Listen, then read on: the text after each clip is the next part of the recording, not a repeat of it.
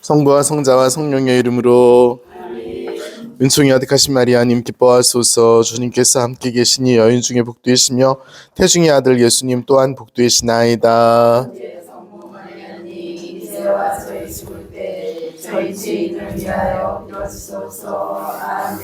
성부와 성자와 성령의 이름으로. 우리 어디 할 차례예요? 이럴 줄 알았어. 238쪽 보세요. 제목만 읽고 넘어가겠습니다. 238, 238.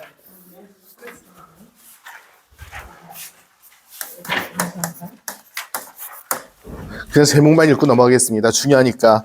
노동자들의 권리가 있어요. 우리 권리 여러 가지 이야기할 수 있어요. 근데 첫 번째가 뭐냐면은 돈이 아니에요. 존엄성이에요. 사람이라고 처음부터 얘기했잖아요. 우리 사회교리가 계속 이야기하는 것은 사람은 존엄하다예요. 사람이에요. 항상 뭐든지. 그래서 어떤 걸 이야기하더라도 실제적으로 돈이잖아 이렇게 얘기할 수도 있어요. 실제로 휴가잖아, 실제적으로 뭐 육아휴직이잖아, 실질적으로 남녀 평등의 어떤 거잖아, 유리병을 없애야 되잖아, 다 얘기할 수 있는데 그 모든 것의 근원은 존엄이에요. 그럼 노동자가 존엄하다는 말이 무슨 뜻일까? 무슨 뜻이에요? 회사의 부속품이 아니라고, 이 세계의 부속품이 아니라고.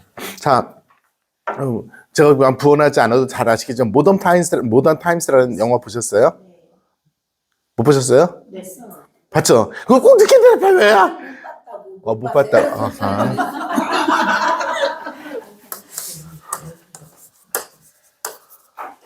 누가 나와요?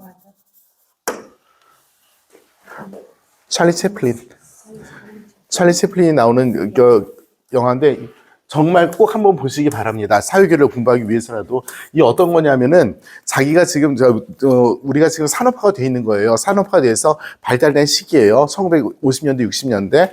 그래서 사는데 노동자들이 어떤 거냐면은 그냥 노동을 하는 기계의 일종인 거야. 그래서 거기에 아주 인상적인 장면이 뭐냐면 두 바퀴가 이렇게 돌아가는 그런 장면이 나와요. 거기에 채플린이 누워. 그래서 자기 기계가 똑같은 거 이렇게 돌아가는 거라. 컨베이어 시스템 안에서. 그런 거예요. 그러니까 모던 타임스라는 영화가 고발하는 게 뭐냐면은 산업화되는 사회에서 인간이 어떻게 비인간화되는가. 그래서 어떤 산업이란 어떤 사회가 점점 그 본질적인 어떤 모습이 경제를 중심으로 되면서 그 경제의 구조 안에 예속될 수밖에 없는 사회 구조 안에서 그 안에서 살아갈 수밖에 없는 종정범님이 저희 전화하셨는데 지금 못 받고 종정모님한테 문자 보내세요. 신문이 강의 중이라고. 그래서 우리 인간성이 어떻게 피폐해야 되는가. 그러니까 사람은 그냥 이 사회의 한 도구이고 부속인 거예요. 기계인 거예요. 자, 그 이야기입니다. 302장 보수와 수입의 분배 원리가 있어요. 수입을 분배한다? 우리 해적들인가? 깡패인가? 똑같이 나눠 먹게? 아니죠. 그리고 우리 지금 구조가 아니잖아. 그런데 수입을 분배를 한다. 무슨 뜻일까? 자, 옛날에 어떤 회사가 있어요. 근데 회사가 그 사원들에게 우리 주를 나눠주기 시작했어요. 뭔지 아시죠? 우리 주가. 네. 왜 나눠줬어요? 수입의 분배요? 아니면 일 열심히 하라고? 수입의 분배는 아니고요. 주식이 오르면 수입도 하죠. 그런데 그것이 정말 누가 어떻게 의도를 했건 간에 책임감을 가지고 일을 하겠지. 그러면 원래 그 우리주의 목적이 노동자들을 위한 거예요? 사업자를 위한 거예요? 둘 다가 될 수 있겠죠? 제가 이 말씀 왜 드리냐면 이렇게 우리 경계선상에 있어요. 그러니까 경제라고 하는 것은 이해 당사자들이 있을 때 어떤 것을 해도 한쪽에도 좋고 한쪽에도 안 좋을 수 있지만 그 목적이라고 했을 때, 가장 기본적인 목적이라고 했을 때, 그 어떤 정책을 쓰고 이렇게 했을 때 그것이 모든 사람들에게 다 좋아 보이긴 하지만 근본적인 질문을 했을 때는 어떤 것이냐는 선택은 우리가 분명히 해야 돼요. 수입의 분배를 목적으로 한다 했을 때 우리 교회는 뭘 얘기하는 거예요? 기업이 번창하는 것보다도 먼저 사람을 생각하라는 얘기거든. 그런데 우리는 다 알아요. 기업이 번창해야지 우리가 먹고 살 수도 있어. 그러다 보니 어떤 부분이 되냐면 결정적인 순간에 기업이 사람보다 위에 서요. 그쵸? 여태까지 그래 왔으니까. 바로 이 문제예요. 그렇다고 해서 기업이 망하면 어떡합니까? 네, 답이 없는 질문이에요. 그리고 현실적으로 우리가 봤을 때 그런 기업이 망하고 사회가 이렇게 뭐 옳지 않게 저렇게 그 일자리를 창출하지 못하면 그 다음에 발생되는 문제는 정말 커요. 뭐 가정 문제부터 시작해가지고 생계 문제가 바로 걸리니까. 어쨌든 그럼에도 불구하고 교회는 분명히 이야기합니다. 일하는 사람들 먼저. 네. 300상 파업권이 있습니다. 파업은 폭력입니다. 먼저 얘기할게요. 파업은 그 형식상 폭력이에요. 집단적으로 행하는 폭력입니다. 그렇지만 교회는 파업권을 인정을 해요. 그런데 파업을 위한 파업이 아니라 그 뭔가 같이 잘 합의하기 위한 파업이죠. 그런데 어느 시대나 어느 장소에나 노동자들하고 사용자들이 무엇을 협상할 때 그 간격을 좁히는 일은 보통 힘든 게 아니에요. 잘 아시다시피 우리나라 지금 그 시급이 10,000원이 넘어갔죠. 드디어 2025년에 처음으로. 네, 그렇습니다. 우리나라에서 노동자들이 원했던 그 10,000원 넘는 시급은 벌써 한 20년 전부터 얘기했던 것 같아요. 내 기억으로는. 그죠? 작년에 그 노동계에서 시급을 우리나라 수준에서 이 정도로 해야 됩니다라고 했던 돈이 얼마인지 내가 까먹었는데 14,000원인가 그랬던 것 같아. 제가 잘못 기억할 수 있어요. 근데 지금 겨우 10,000원 넘겼거든요. 그죠? 1,200원인가 지금? 1,400원? 1,490원? 네, 1,490원이에요. 근데 네, 1,490원. 10,000원 처음으로 넘겼어요. 근데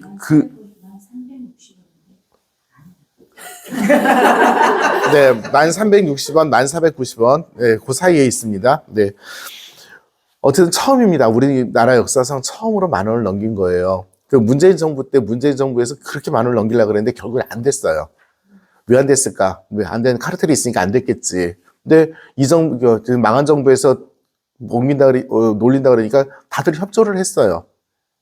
네, 그랬습니다. 네, 거기까지만 하겠습니다. 241쪽 보세요. 241쪽 두 번째. 파업이 폭력을 수반하거나 근로조건과 직업 관련되지 않은 목적 또는 공동선에 어긋나는 목적을 내걸었다면 그것을 도덕적으로 용납될 수 없다라고 이야기를 하는데 사실은 상황들이에요. 자, 보세요. 아이고.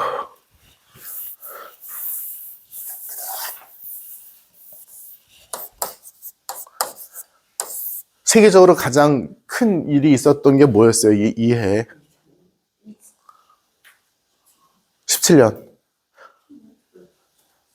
세계적으로 가장 큰 일이라면 이해에 일어났던 가장 큰 일이 뭐였어요?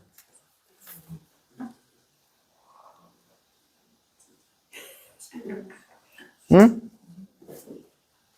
파티마의 성모님 발현? 너 왜 웃어? 이 천주교 신자들이 그냥 맞대, 그 와중에서. 지금 사회교리 시간이야. 사회교리적 입장에서. 볼셰비키 혁명이에요. 이걸 어떻게 까먹어? 놀라워. 볼셰비키 혁명이 일어났죠? 자, 볼셰비키 혁명. 어떤 체제를 무너뜨리고 어떤 체제가 들어온 혁명입니까? 우리가 다 알고 있죠? 근데 손드는 얘기 아니지? 며칠 전에 닥터집하고 하더라. 닥터집하고 영화. 보셨어요? 영화? 안 봤어? 근데 왜 대답들을 안 해? 안 봤어? 그게 가물거리면 참 진짜 안 되지. 닥터집하고 어떻게 소냐가 얼마나 이뻐. 우리나라 담배 오마 샤리프 있었죠. 우리나라 담배 오마르 샤리프가 있었어요. 그 왜 오마 샤리프인지 아세요? 닥터집하고의 주인공 배우 이름이 오마 샤리프예요. 근데 왜 그 사람 이름 갖다 붙였을까? 그 사람이 이슬람 계통 사람이에요. 그래서 저기 중동 지방에 담배 팔려고. 어떻게 나보다 더 몰라 다들 그냥. 뭐 이런 것도 많이 보더만 그런 건데 안 나오나 봐. 네, 그랬어요. 오마 샤리프가 주연을 했던 닥터십하고 있습니다. 볼셰비키 혁명 때 이야기죠. 자, 러시아 제국이 있어요. 제국이란 말은 황제라는 사람이 다스리는 거죠. 그 사람들 말로 짜르라고 하는 사람이 다스립니다. 그런데 이 짜르라는 사람이 다스리고 있는데 이 측근들이 최측근들이 매파즈 해서 그 사람들이 했어요. 1917년은 세계에서 농노제가 서유럽에서 적어도 농노제가 마지막으로 폐지된 해예요. 이 볼셰비키 혁명 때문에. 농노제라고 한다면 노예제도를 얘기하는 건데 유럽에서 마지막으로 없어진 데가 이때예요. 그러니까 러시아에서 그때 짓을 했던 거지 다른 데 다 없었어요. 자, 사람들이 혁명을 합니다. 볼셰비키 혁명이 결국은 성공해요. 그 당시를 배경으로 했던 영화가 그 닥터 지바고이고, 그렇다면 어떤 체제 안에서 지금 이 텍스트를 가지고 얘기하는 거예요. 우리가 조금 전에 읽었던 그 글을 가지고 얘기했는데 어떤 체제 안에서 그 체제를 전복시키는 목적으로 파업을 하고, 왜냐면 거기서도 파업을 하거든. 파업을 하고 폭력을 한다. 이것은 불법이다라고 우리는 사회에서 이야기하고 있어요. 그런데 문제는 이 제국이라는 것이 하나의 시스템인데 이게 완벽한 시스템인가, 정의로운 시스템인가, 혹은 이것이 정말 그리스도교 윤리에 따라 보았을 때 올바른 시스템인가 라고 했을 때 그 누구도 아니라고 인정할 수밖에 없는데, 그렇다면 이 시스템을 바꿀 수 있는 방법은 도대체 뭐냐? 폭력이 아니라면, 파업이 아니라면 어떻게 바꿀 수 있을까요? 헌법재판소에서? 헌법재판소 없어요. 제국에서는 황제가 다 입법, 사법, 행정권이 다 있기 때문에 어떻게 할 수 있었을까요?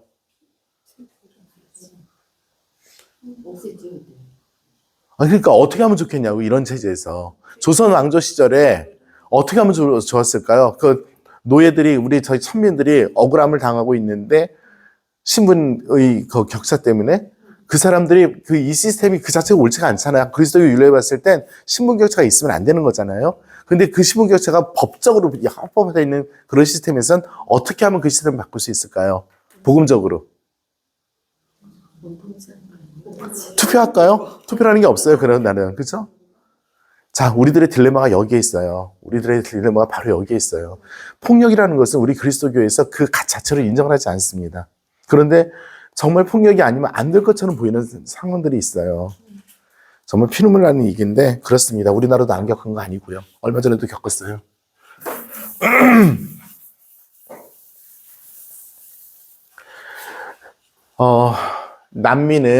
남미는 그리스도교 신자들이 많죠. 거기에서 발달한, 거기에서 저희 성장한 신학이 해방신학이라는 것입니다. 들어보셨을 겁니다. 해방신학은 무엇이냐면 남미의 현실을 우선으로 해서 정말 이게 그리스도의 복음적으로 이 사회를 어떻게 바꿀 것인가를 고민한 신학인데요. 거기에서 이제 우리나라 저희 50대, 60대 얘네들 갖다가 막 그냥 사기를 많이 쳐가지고 폭력을 용인하고 어쩌고저쩌고 개소리를 해가지고 해방신학이 그 본질이에요. 완전 왜곡돼서 우리나라에 전해졌었는데, 하느님 예수 그리스도께서 루카복음서에 예수님께서 나자렛 회당에 들어가셔서 하느님의 영이 내게 내리시어 가난한 사람들에게 복음을 선포하게 하셨다.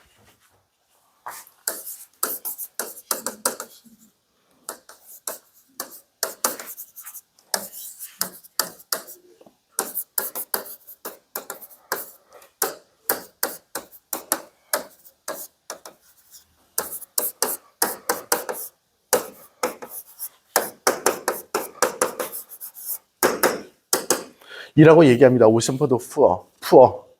가난한 이를 위한 우선적 선택. 이 옵션이라고 하면, 옵션인가 보다. 그 옵션이 아니죠. 가난한 사람들을 위해서 가난한 사람들을 우선적으로 선택해라. 가난한 사람들에게 하느님의 나라를, 주님의 희년을 선포하게 하러 오셨다. 사회구조가 이럴지 모릅니다. 그런데 점점 자본주의 꼬라지를 보니까 점점 이렇게 되고 있어요. 이렇게. 정말 1% 여기만 삽니다. 점점 여기가 좁아져요, 심지어. 이만큼이 가난한 사람들이에요. 예를 들어서 이 사람들이 없어지면 이 사회 전체가 어떻게 돼요? 안 가난하잖아. 이 사람들이 없어지면 이 사람들은 없어져요? 아니죠. 교회가 이야기하는 것은 우선 가난한 사람들이에요. 우선 어려운 사람들. 그렇게 해서 점점 이렇게 세상을 밝게 나가는 방식은 이 사람들이 주도가 되어서 이 사람들을 뭘 하질 못해요. 여태까지 안 해왔고, 했어도 꼭 자기 이익을 취했고, 아주 우리가 톡톡히 체험했잖아요. 예수님께서 선택하신 방식은 이 방식이었던 거죠. 그러니까 십자가에 매달렸지. 십자가가 답이 아닌 현실들이 있어요. 우리 모두에게. 먹고 살아야 되고 잘 살아야 되고 행복하게 살아야 합니다. 그럼에도 불구하고 우리 교회가 폭력에 대해서 이렇게 이야기하는데 폭력에 대한 그 근본적인 도덕성을 우리가 믿지 않기 때문에 그래요. 그런데 참 딜레마입니다. 저한테도 가끔 딜레마입니다. 물론 저도 총은 안 쏠 겁니다. 끝까지 화염병하고 돌 못 던졌습니다.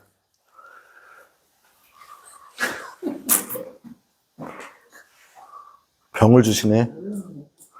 그거 안 들어오시면 우리가 병에 걸려, 병주님. 예, 빨리 돌아와야 됩니다. 자, 노동자들의 연대성, 뭐, 노동조합은 당연히 인정받아야 합니다. 노동조합 인정하지 않으면 안 됩니다.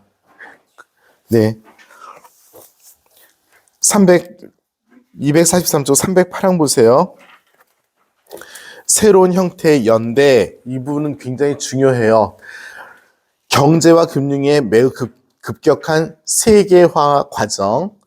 이 책은 243쪽 병준이 243 세계화 과정이 시작될 때 이 책이 편집이 됐어요. 그러니까 벌써부터 이 책이 나온 게 20년, 30년이 지났어요. 그러니까 아직도 이런 거룩하신 말씀을 하시지. 이 책 빨리 개정돼야 되는데 교황청에서 못하네. 저도 교과서를 이걸 쓰지만 이 교과서 낡은 교과서예요. 네. 세계화 과정에서 이제 어떤 일이 벌어지냐면 그 전 세계 국경이 없어졌어요. 자, 세계화가 유발 촉진된 결정적인 일이 뭐예요? 전 세계가 갑자기 세계화로 풍덩 뛰어들 수밖에 없었던 결정적인 이유가 뭐예요? 결정적인 시기가 뭐예요? 어떤 시기고 무슨 이유 때문에 그래요?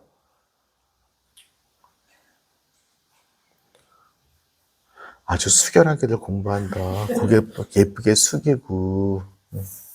세계화가 뭐예요? 세계화가 글로벌, 반성문. 글로벌이라니까 반성문이래 누가.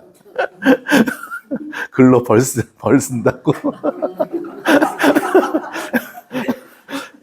세계화는 뭐예요? 가까워지는 거잖아. 그럼 뭐가 발달했다는 얘기예요? 무역이 발달하니까 사는데 무역이 빨리 발달하려면 뭐가 돼야 돼? 인프라로 얘기하면 통신이죠. 통신하고 저기 뭐 교통이죠. 교통. 예. 통신하고 교통이잖아. 이게 글로벌이죠. 그래서 이 글로벌로 해가지고 어떤 일이 벌어지냐면 이제 우리나라에서 생산을 하면 50원이었던 것이 10원이면 돼요. 그래서 다시 우리나라로 갖고 들어와서 이거를 50원에 생산해서 100원에 팔던 거를 10원 생산해서 100원에 팔면 90원의 이득이 남아요. 이게 글로벌이잖아. 네. 그런데 이거를 갖다가 시대적으로 보면 결정적으로 촉진시켰던 하나의 사건이 있어요. 우리가 살았던 시대의 사건입니다. 아주 큰 사건이에요. 어떤 사건일까요? 네, 놀랍게도 자본주의의 발달과 소련 연방 해체입니다.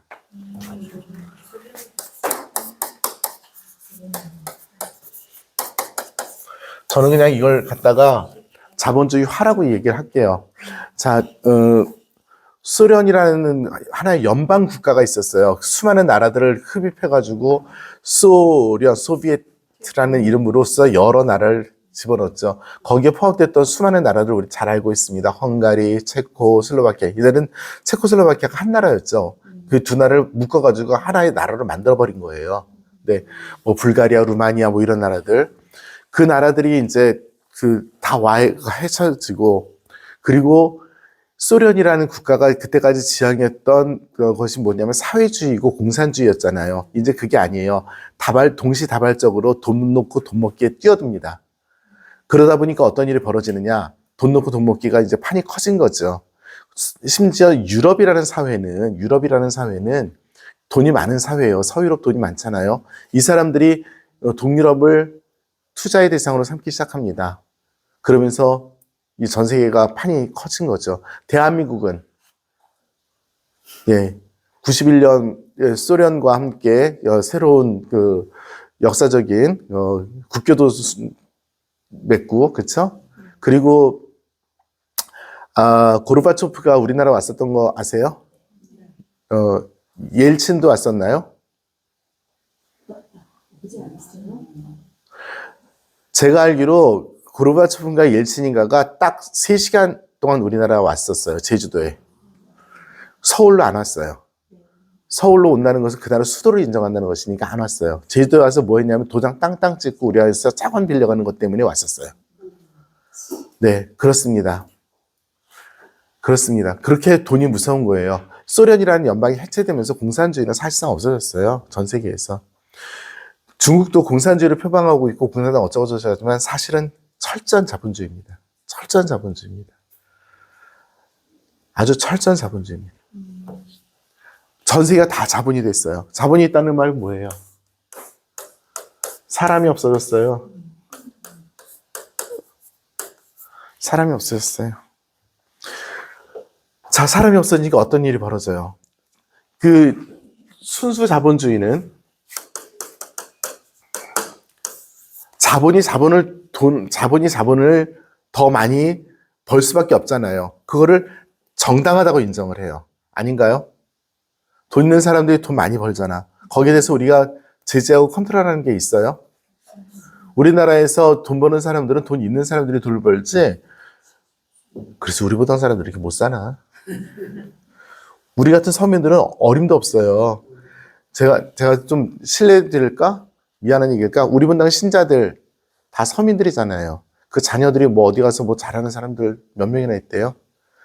그 자녀들도 어디 조그만 회사에 하나라도 취직하려고 엄청나게 노력을 하고요. 하루하루 버둥버둥 살아요. 우리 엄마들 보면은 죽으라고 열심히 살아요. 그것밖에 없는 거야. 왜냐하면 자본이 뭐 공부 많이 시키고 뭐 하면 그냥 글쟁이가 돼가지고 글로 해서 뭐 이렇게 할 수는 있을지 모르지만 기업이라든지 이런 쪽으로 해서 자기가 뭘 창설한다, 이거는 분명히 자본이 있어야 돼요. 그러려면은 어떤 자기 자본이 없으니까 아이템도 분명히 해야 되고 실력도 있어야 되고 이런데 모든 사람들이 다 그러나? 아니잖아. 우리 자녀들이 다 그래요? 안 그렇잖아요. 그래서 이게 안 보이는 대물림이 있어요. 안 보이는 대물림이. 그런가 하면 처음부터 태어났을 때부터 출발점이 다른 사람들도 있고요. 얘네들 아무것도 안 해도 잘 먹고 잘 살아. 사람 틱틱하게 비웃어가면서. 이 보이지 않는 계급의 재생산이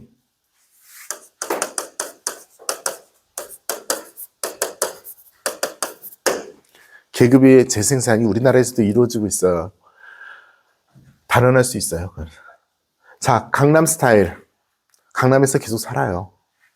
공부 뒤지게 못해도. 그렇습니다. 그런 와중에서 국가는 무엇을 해야 하는가? 국가는 뭐 해야 돼요? 국민들이 다 같이 잘 살게 해야 되겠죠? 네. 정치가든 그렇게 해야 되겠죠? 그렇게 해요?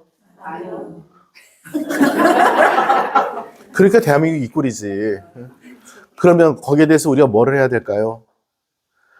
다음 대통령 선거가 어떤 꼬라지로 될지 모르지만 지금 백화점도 아니고 그냥 편의점에 들어가서 물건 몇 개 놓지도 않은 데서 거기서 고를 수밖에 없는 그런 시스템이에요, 대한민국은. 이것에 대해서 분명하게